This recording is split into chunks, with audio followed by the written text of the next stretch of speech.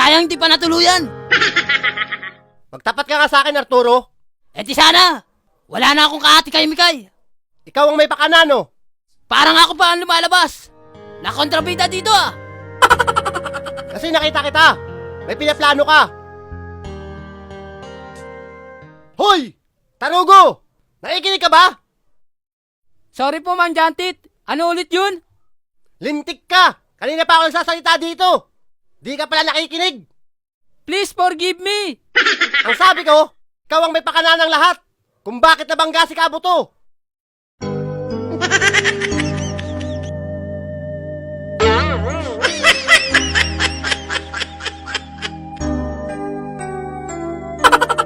Hoy! Bakit may paghawak? Malapit sa labi. Magsota ba kayo? Kinicheck ko lang naman, Arturo. Wala namang masama dun.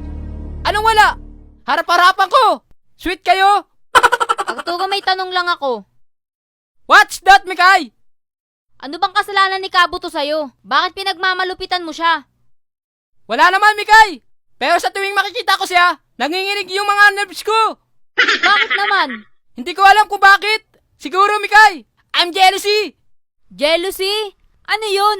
Yung sa bintana, mga jealousy? Kung hindi mo alam, please shut up.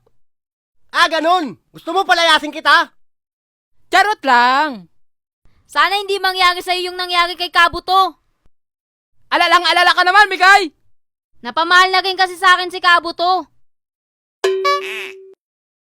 Sinaktan mo ang puso ko, sinaksak mo ng kutsilyo. Eh di kayo na. Kayo na yung nagmamahalan.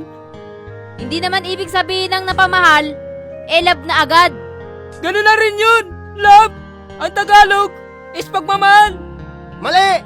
Ang love is pagmamahalan. Parehas mali. Ang love is pag-ibig. Kaya minsan napapaibig na ako. Kanino ka napapaibig, Kabuto? Sa'yo, Mikay. Gawing langit ang mundo, makakaya natin to. Ang OA mo bumanat. Okay lang, at least di ganyan muka. Huwag kasing magsiselos kung hindi pa kayo. Kaya ka nasasaktan eh. Kapag mahal mo ang isang tao, magsiselos ka talaga.